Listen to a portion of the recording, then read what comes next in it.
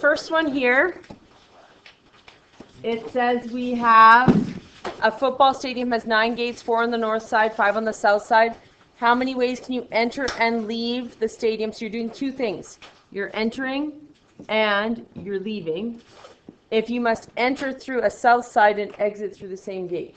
So this would be an enter, and I'm only entering in one spot. So how many entrances do I have on the south side? 5. Now I have to exit through the same gate. So how many options do I have to exit? 1. It's whatever I entered, so it's 5. Now here it says, in how many ways can I enter through a north gate and leave by any other gate? So how many north gates are there? 4. And how many completely other gates do I have left to exit through? 8. Because I entered through the 1. I have knocked myself down to 8 new gates that I can exit through, so it's 32. Okay, 2. How many different arrangements can be made using all the letters in the word mammal? The first thing you need to do when you get mammal is N-A-M-M-A-L. Mammal. All right.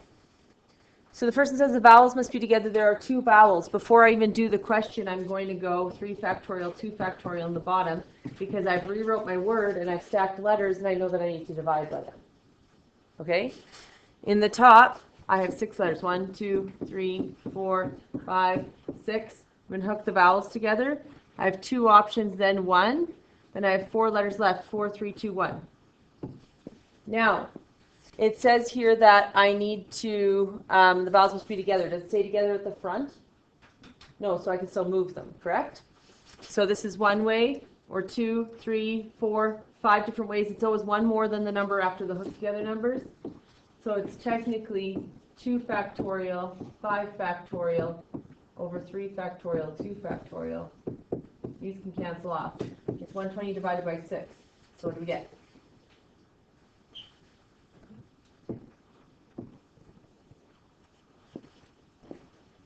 This one says the M's can't be together. There's a few of you fighting me on this. It means all 3 M's can't be together. The reason why this one was a little bit problematic is because I made it so that you could try and put the M's completely separate, but we have to keep the cases where 2 M's can be together, right? Those are fine. It's just the cases that all 3 M's can be together that have to be kicked out. So that's why you have to do total minus all 3 M's together. So the total would be 6 factorial divided by 3 factorial, 2 factorial, minus all 3 M's together.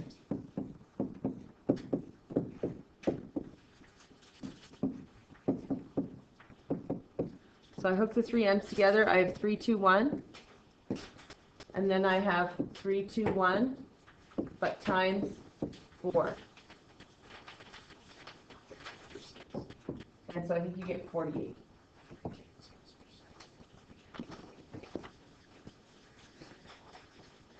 The next one has 5 people. Anna, Bob, Cleo, Dina, and Eric are seated in a row. And how many ways can they be seated if Anna and Cleo must sit together? It doesn't say together at the front, just that they have to sit together. There are 5 of them.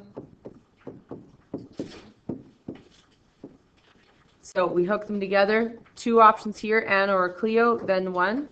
Then we have 3, 2, 1 left over. And then I have to times it by what? 4, because there's 4 ways that I can move this. It's always 1 more than the hooked together number. So I get 48. The next one says Anna and Cleo must sit together and so must Dina and Eric. This one is the hardest one on the whole entire page. So Anna and Cleo must sit together. So 2, 1. And then Dina and Eric must sit together. So 2, 1. And then the last one sits here. The problem with this is if you stopped here and said it was 4, is that you can also now move those groups, right? Like I can move the Anna and Cleo to the middle, or Anna and Cleo to the back, or this one to the front, and this one to the back. So I actually have, this is a little mix. I also have these 3 groups now, this group, and this group. I can rearrange, correct? So I put 3 blanks back here, and now I could put the 3 of these guys in the first sitting spot, Because the 2, 1, 2, 1, and 1 just multiplies how you rearrange them sitting, right? But now we have to rearrange the groups. So I could have 3 groups for the first stuck together group, or 2 now because I stuck a group there, or 1. So you actually have to multiply it by 3, 2, 1, which is 6 spots, because there are 6 spots in which I can move these guys around. Like I could have them here, I could have them here, I could have them here, I could have these guys here, I could have these guys back here. There would be 6 ways you could rearrange them. So you have to multiply by the 3, 2, and 1, because the 2, 1, 2, 1 just arranges the people. And it's because we have groups sitting together that we have to do this extra. So it should be 24.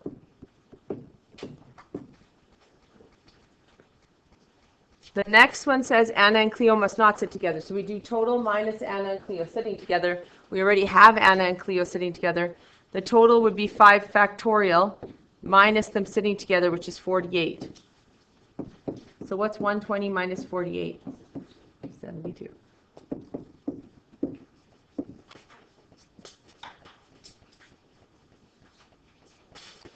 Here, the Canadian postal code system consists of 6 characters, where the first, third, and fifth characters are letters and the other characters are digits. No postal code in Canada can begin with the letters D, F, I, O, Q, U, but repeated letters are allowed and any digit is allowed. How many postal codes are available in Canada? So we have a letter here. It just can't be 6 of those. So how many letter options do I have for the first one? 20. And then what about this one?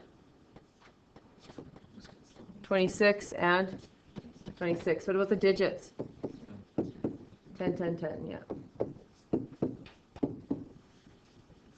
36 times 20 is 300,000. So 20 times 26 times 26. So it's going to be 13,520,000.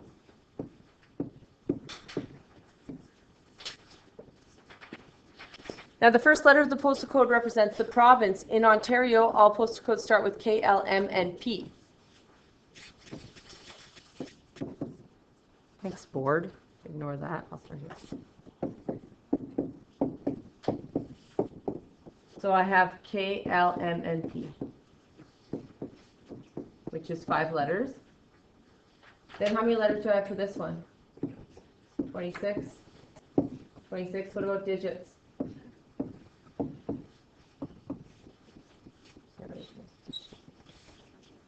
So now we have 3,380,000 are in Ontario.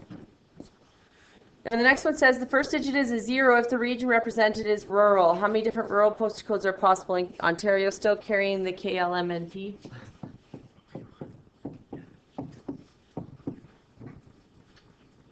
Actually doing math, I didn't realize that, but they actually do. Like in all of Okotoks, it's T1S, T1, whatever. In Saskatchewan, where I was from, it was SON, because we were rural, so it was an O. So, by an O, I mean a 0, not an O. Okay, so this one here, we would have 5 options. Then it's rural, so I have 1, then 26, then 26, then 10. So this one is just going to be 1 less 0, so it'll be again, left.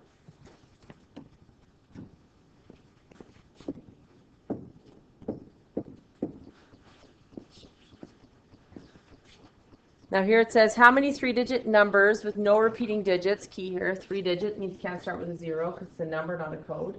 No repeating digits means you have to box and hold. Can be formed using the digits 0, 1, 2, 8, and 9. So does it say anything about odd or even? Yep. So my back number has to be even. What's the catch here?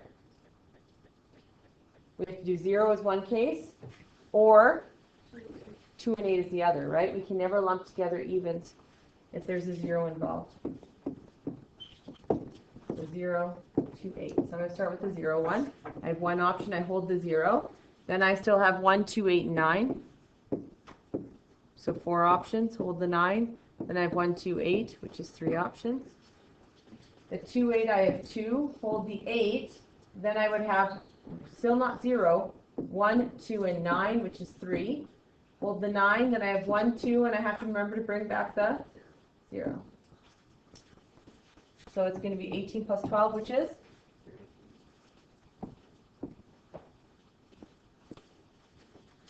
6 says, how many 5-digit even numbers are there if the numbers cannot be repeated?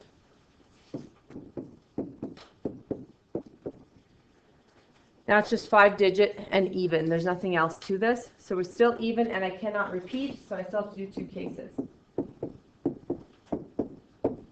One will be 0, one will be 2, 4, 6, 8. If I have the 0, it'll be 1. Then I can have 1 to 9, which is 9. Then I can have 1 to 8, which is 8, 1 to 7, and then 1 to 6. This one I would have 4 options. Say I hold the 8. Now I would have 1 to 7 and 9, which is 8. Hold the 9. 1 to 7 and 0, which is 8. 1 to 7, 7, 1 to 6. What's the number to this one? It just moved for me. Sorry, what is it? 13,000. Try it over here. I don't know what it's going.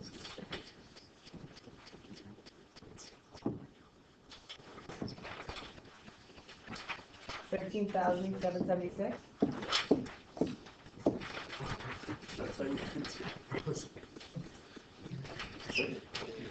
This one, the n plus 4 is bigger than the n plus 2, but I'm going to rewrite it anyways. Okay, so you're being recorded, remember that. So we expand the top. We're going to get n plus 4, n plus 3 because it's 1 less, n plus 2 factorial over n plus 2 factorial. Trying to go the speed of light because I want to get through combinations. Okay, so then we get n squared plus 4n plus 3n, so plus 7n plus 12 equals 42. Whenever it's a squared, I need to move to one side.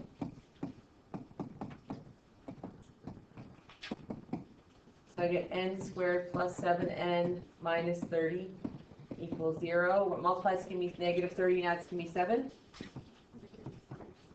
Yeah, n minus 10, n plus 3. Try again. Don't do that on a diploma. Erase it. I'm afraid if I erase it, it'll move my board. Okay, so we get n plus 10 equals 0. N minus 3 equals 0.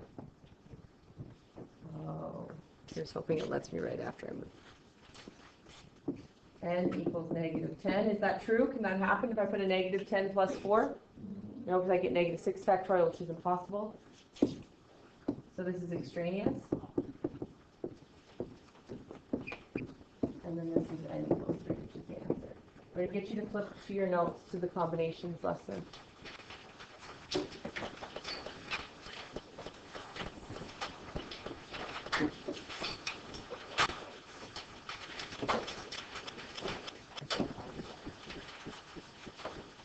This one.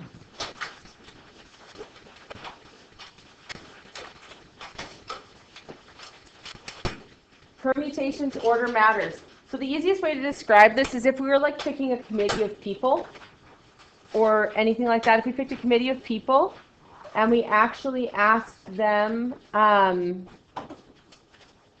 of a group of 10 people, I want to pick a president, a secretary, and a treasurer. Does the order in which I pick them matter?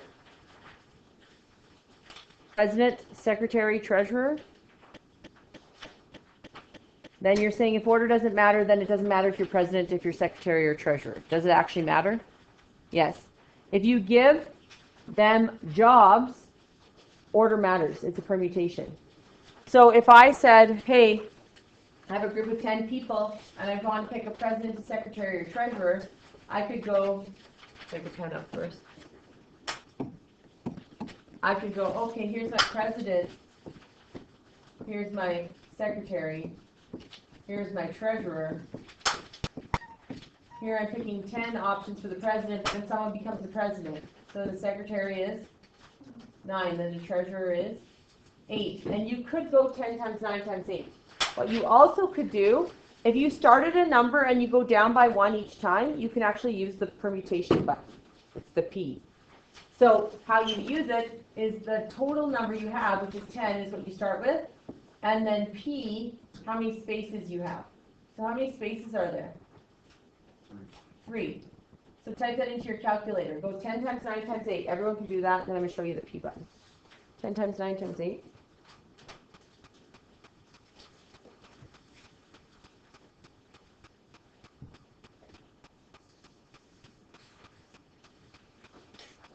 To get to the P button, you go to the same place where the factorial is, but you're going to have to put 10 in first. So you put in the number 10. I'll show you once mine shows up. And then you press math and go to that probability spot and pick number. I believe it's 2. And then you'll press 3 and hit enter.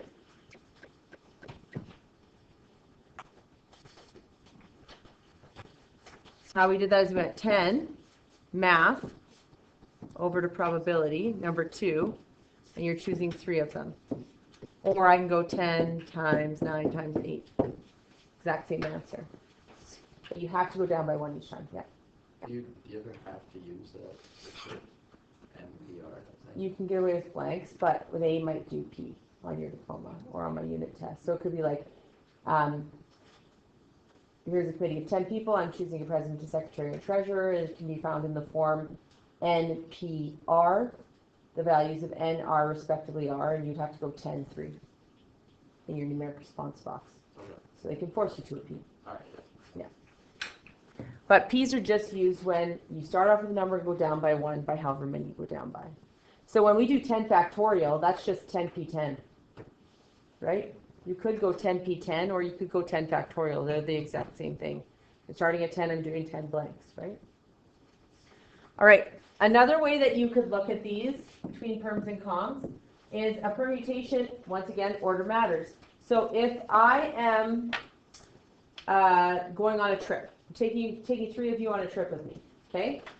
Well, I'm sending you on trips. I'm not taking you with me, actually, because I'm sending you different places, so it would make no sense. I am sending you on 3 trips, okay? First person gets to go to Antigua. Second, oh, headphones down, expensive headphones down. Oh, stepping on the expensive headphones. This is just a problem. Anyways, okay. So, first person gets to go to Antigua. Second person gets to go to Edmonton. Third person gets to go to Walmart and Okotoks. Does the order in which you get to be picked matter? Yeah, I want to go to Antigua. Some of you might want to go to Walmart and Okotoks. I don't know. Options. So order would matter then, correct? So you could do blanks and you'd be like, this person gets to go to Antigua, and you could write Antigua underneath, then Edmonton, then Walmart. I'd rather go to Walmart and Okotoks than Edmonton, personally. The roads are atrocious this time of year to Edmonton. That's why. Not because Edmonton is not good. I want to do the trek there. If they flew me there, I still wouldn't want to. I don't like flying. So, what if, however, the 3 trips you could go to were Antigua, Antigua, Antigua? Heck, you could go together. Would the order in which you were picked matter? No. So then we would go 10, well, actually there's 26 of you. So we go 26P3 for the Antigua, the Edmonton, and the Walmart, right? But we would go 26C3 for Antigua, Antigua, Antigua, because the order wouldn't matter. So if order doesn't matter, you use a C because it's a combination. If the order matters, you can use P. Yeah? It would just be like 10 times 10 times 10. No. It's the formula. It's the formula here with the C. So it would be 10 factorial, and then you do 10 minus 3 factorial, 7 factorial, and then it divides by 3 factorial, so it makes way less cases. Because the P and the C, the only difference between the P and the C is the factorial symbol at the bottom. It's taking away all the cases that are not different.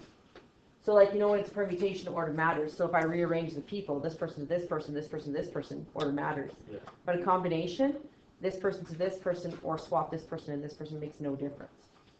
Because the order doesn't matter in which you pick them.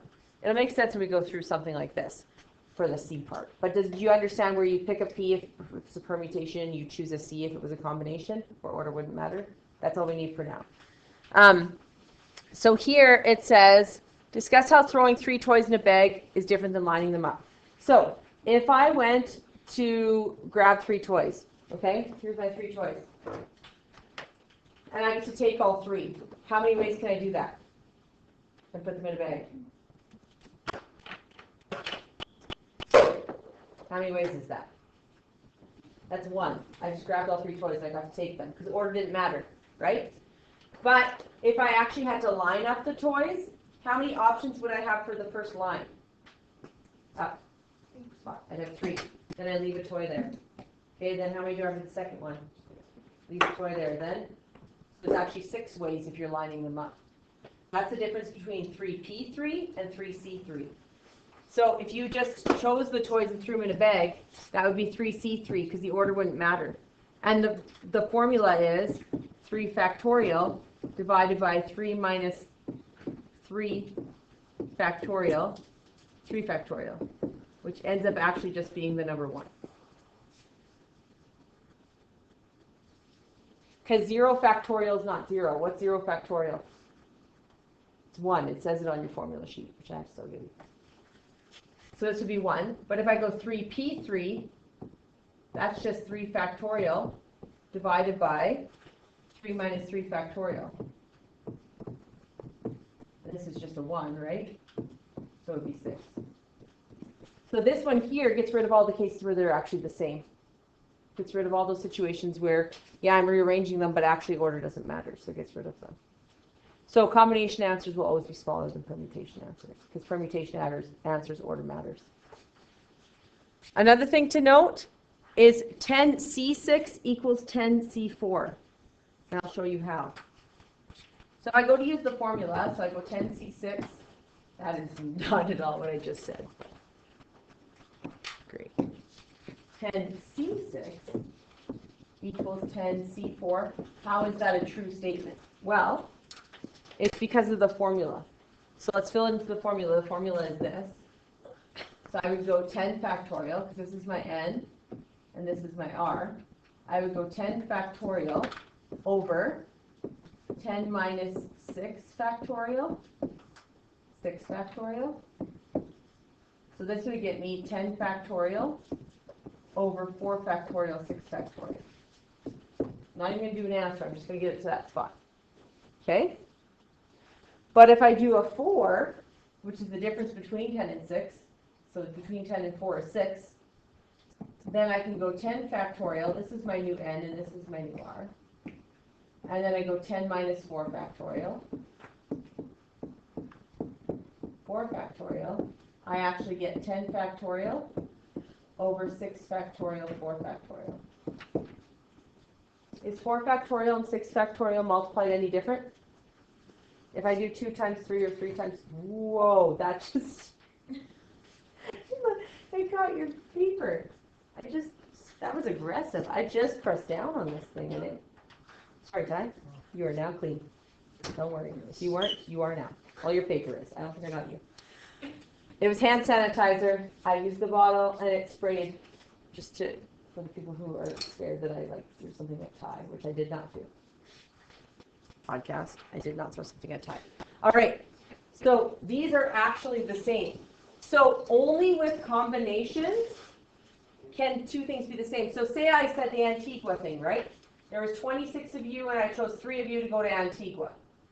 So that would be 26C3 technically, correct? Not an incorrect statement, 26C3. So 26 of you and I chose 3 of you to go to Antigua, right? But that's not the answer they gave me on the diploma. They gave me this, 26C what? What's the difference between 26 and 3? Difference means subtraction. What's 26 minus 3? 23. These will be the same. Type in your calculator. Type in 26C3 and then type in 26C23.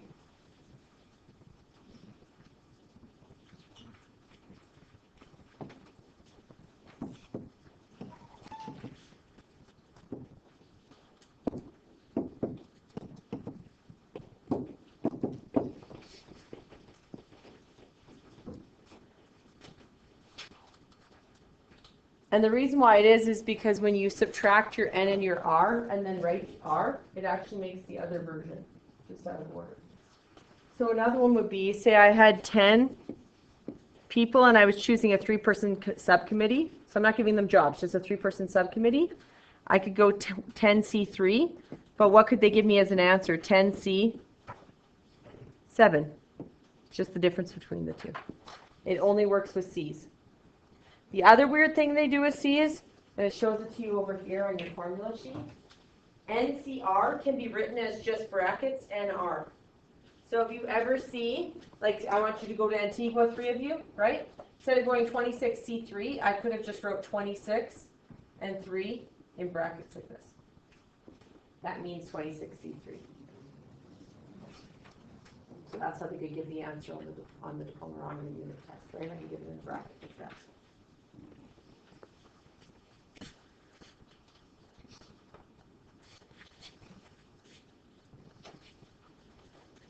So when you have restrictions with combinations, it just alters what you're choosing from. It's different than with a P. So here we're going to look here. 3 students from a class of 10. 3 students from a class of 10 are to be chosen to go on a school trip. Now you can no longer say it's a permutation because I've introduced combinations, right? We're going to have to be able to figure out the two. So 3 students from a class of 10 are chosen to go on a school trip. In how many ways can they be selected? Is there anything special about being the 3 students chosen from the 10? First, second, third? No. What if I gave them jobs? Like, person 1 got to pick where they got to go to. Person 2 got to clean the bathroom. Person 3 got to sing songs. Then would it be a permutation or a combination? Permutation, because I give them jobs. It would be different, right? The way you chose them would be different. But if you're just choosing 3 from 10, that's a scream. It's a combination. There's nothing special about those 3. So I would go 10, C3. What other answer could I give? 10, C what? What other answer could I give? Big brackets, 10 and 3. What other answer could I give? Big brackets, 10 and?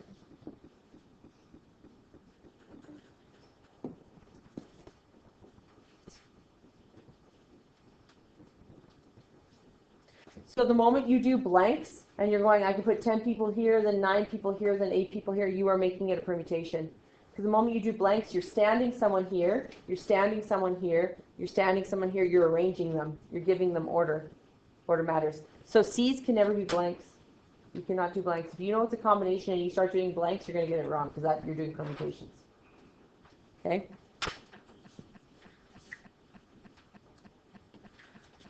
Here we have the Lotto 649. It's called the Lotto 649 because you choose 6 of 49 numbers. A person must correctly select 6 numbers between 1 and 49. Jasper selected the 6 numbers for the birth dates of his family. 3, 7, 9, 11, 20, and 29. How many different selections of numbers could he have made? So, can we do blanks? If we're doing blanks, we're giving order matters. So then we're saying, if we choose number 6 actually has to be the first of the 6 balls that comes out. Like, it's a machine, and I don't know what it is anymore, but it used to be like a ball machine, and it would like pop out a ball, and it'd be like 6, and then 49, and then 11, and then 10, and then 1, and then 2. But you didn't need to get them in the order the ball popped out. You just had to have the 6 numbers, right?